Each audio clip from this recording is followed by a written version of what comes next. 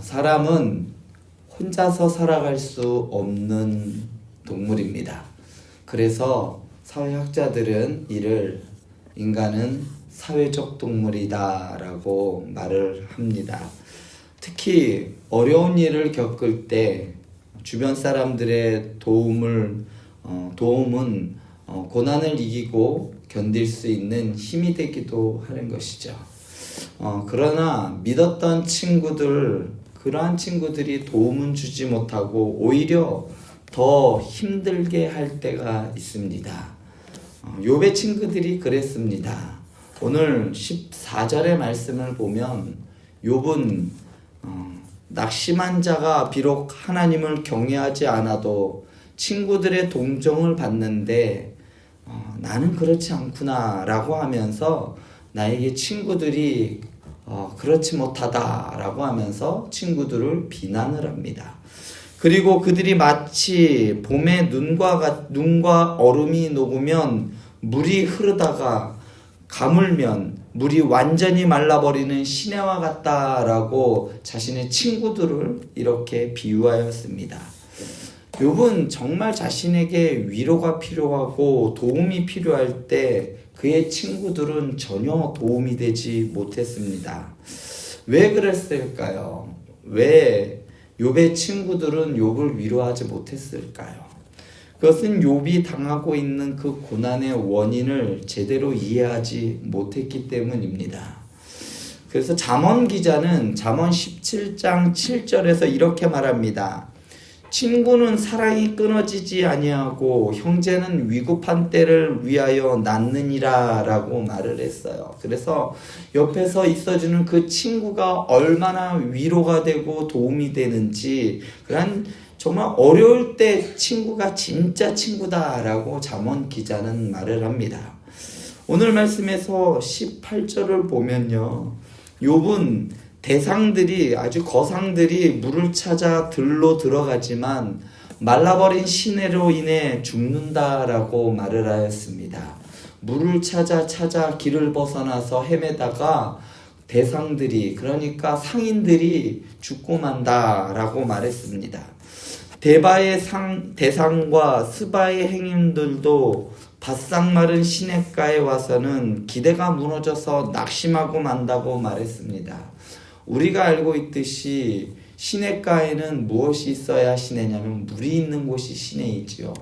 물을 찾아 시냇가로 갔는데 말라버렸다면 목을 축일 수가 없어서 결국엔 실망하고 좌절하고 끝끝내 그로 인해서 죽을 수도 있다라고 말을 합니다.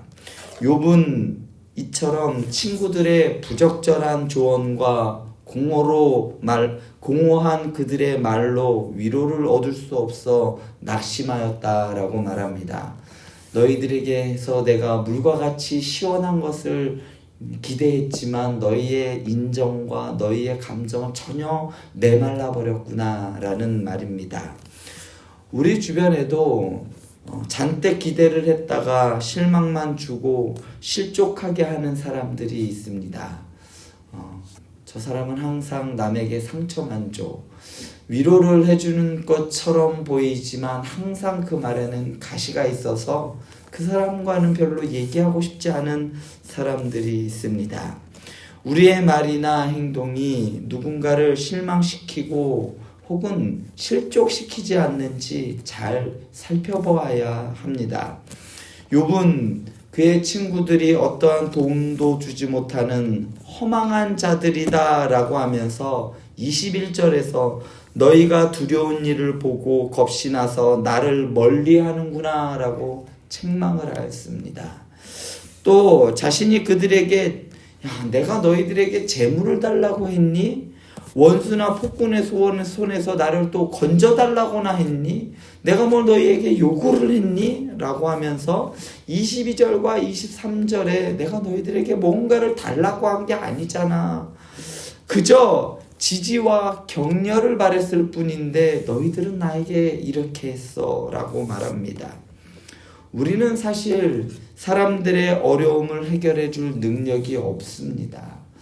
당장 주변에서 사업으로 인해 어려움을 당하거나 큰 불치병을 알아서 어려움을 당하고 있는 사람들에게 우리가 무슨 큰 도움을 줄 수 있지는 않아요.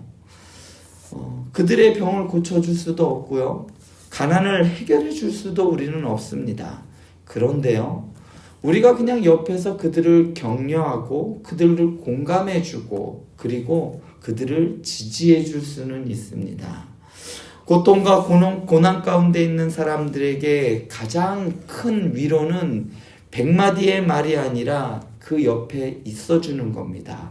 함께 있어주는 거예요. 그들의 말을 들어주고, 아, 그래. 그게 힘들었구나. 그래. 그때 그게 섭섭했구나. 그게 그랬구나. 정말 어렵고 힘들어서 숨이 턱까지 차오를 때 누군가 옆에서 손을 잡아주는 사람이 있을 때, 아, 나 혼자 아니구나. 내가 혼자가 아니라 옆에 나와 함께 해주는 사람이 있다는 그 사실 하나만으로도 다시 일어날 수 있고 다시 살아갈 힘이 생기는 겁니다. 욥은 자신의 잘못이 무엇인지 알려줄 수 있으면 잠잠히 그들의 지적을 받아들이겠다라고 24절에서 말합니다. 너희가 내가 정말 제대로 잘못한 게 무엇인지 지적을 해줘봐. 가르쳐줘봐. 그러면 내가 이해를 할게.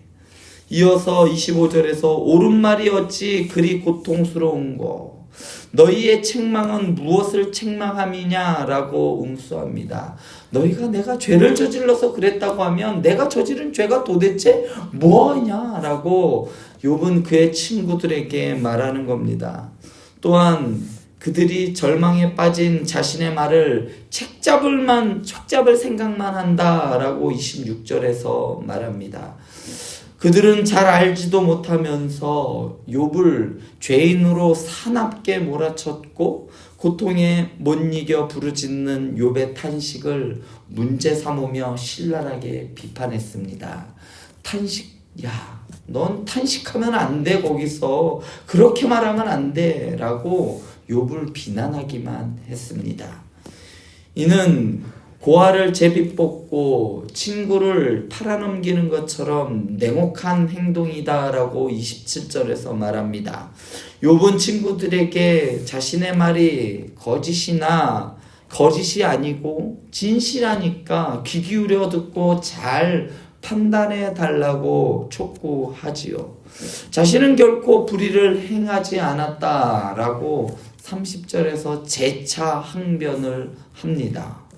욥은 남다른 재앙을 겪는 것은 필히 죄 때문이라고 하는 그러한 선입견을 버리고 제발 내 말 좀 들어줘 라고 친구들에게 말합니다. 지금 당한 그 상황이 어이가 없고 도무지 이해가 되지 않을 뿐더러 재산은 물론이고 자식까지 다 죽어버린 그 상황이 그게 어떻게 이해가 될까요? 욥은 억울하고 속상한 마음을 풀어줄 친구가 없었습니다. 옆에서 그의 이야기를 들어줄 친구가 없었고 그를 위로해줄 친구가 없었습니다. 오히려 자신을 거짓말쟁이로 몰아가는 친구들이 욥은 야속했을 겁니다. 관계에 있어서 중요한 것은 상대방의 이야기를 들어주는 겁니다. 좋은 상담가는 이야기를 잘 들어주는 사람이라고 합니다.